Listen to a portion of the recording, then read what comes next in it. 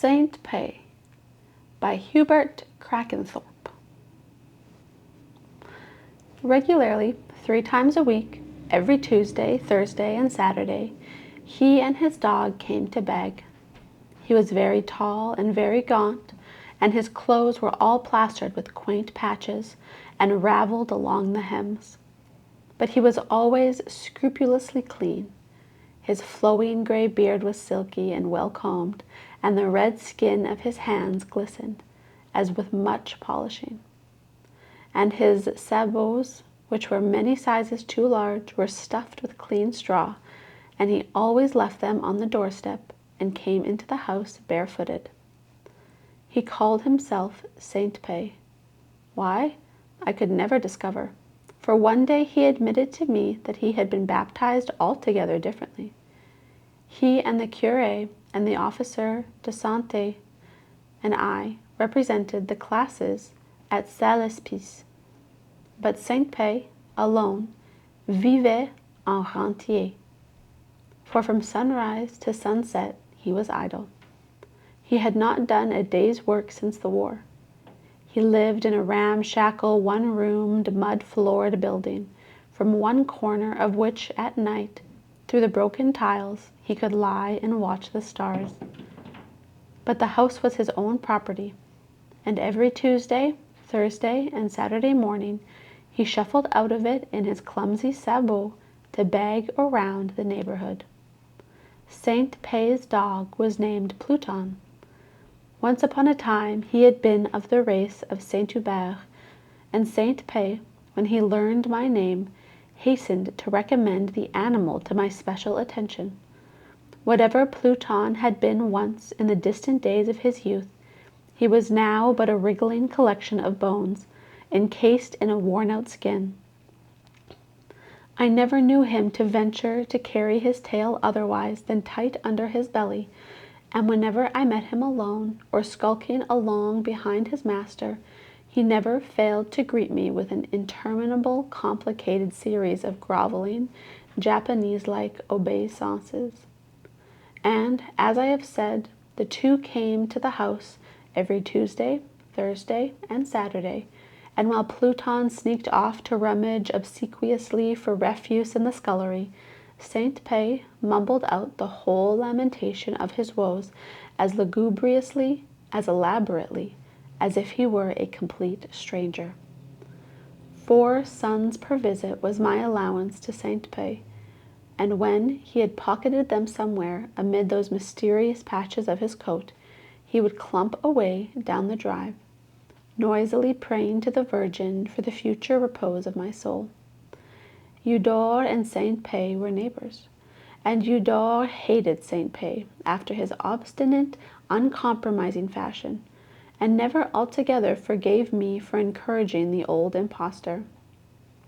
C'est de la canaille, he would repeat sullenly, when, to tease him, I related Saint Pay's doings. C'est comme de la gaze, ça vit sur les gens. But if, in Eudore's opinion, Saint Pay was a worthless parasite, Pluton was a cursed thief. One night Eudore had missed 5 of his young ducks, and he had shouted across the hedge to Saint Pay that the very next time he would shoot that cur of his dead on the spot.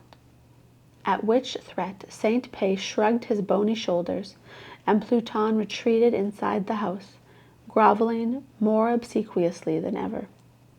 Il est malin, Saint Pay confided to me the next morning. Il trouve ce qu'il trouve, et ça ne paraît point. Regardez. And indeed, despite the 5 ducks, Pluton looked more starved than before. One Tuesday, about the time of the sowing of the maize, Saint Pay never appeared, and on the Thursday I missed him again. So at sunset, when I had done my work, I strolled up to his house, wondering what could have happened to him. The door was open. A half-cut loaf of maize bread stood on the table, but there was no sign of Saint Pay. Then I heard the scraping of a spade. Saint Pay was behind the house, digging. He put down his spade and shuffled up to me, and he began to repeat the whole of his elaborate lamentation. He was miserable. He was poor. Life was hard. He had no one to look after him. He appealed to good, charitable folks to help him in his old age. And now, he concluded, my dog, my old Pluton, the only thing that the good God had left to me, my dog, he is dead. He led me behind his house, and lifting his coat, all plastered with patches, uncovered poor Pluton's corpse, with his tail stretched behind him, stark and straight, as I had never seen it while he lived. Et maintenant, said Saint Pé proudly, pointing to the half-dug grave, et maintenant, monsieur, je travaille. And once more, from the very beginning, he went through his lamentation, concluding with the appeal to the good, charitable folks to help him. I asked him how it happened. He jerked his head towards the hedge, beyond which stood Eudore's house. It was this morning, at daybreak. A shot, paf! And he imitated dramatically the gesture of shooting. And it was only one that he had taken, just one miserable little duck. Only one, I assure you, monsieur. He hadn't time to take more than one. And for the third time he repeated his lamentation. Eudore came out of his house, and seeing us, strolled up to the hedge and looked over. Saint Pé went back to his digging. Eudore stood silent for several minutes. Presently he said, half to himself, Ça faisait pitié de voir une bête affamée comme ça. Then turned to Saint Pé. He called in patois, Stop a minute. I will dig for you. He pushed his way through a gap in the hedge, and taking the spade, dug out the grave.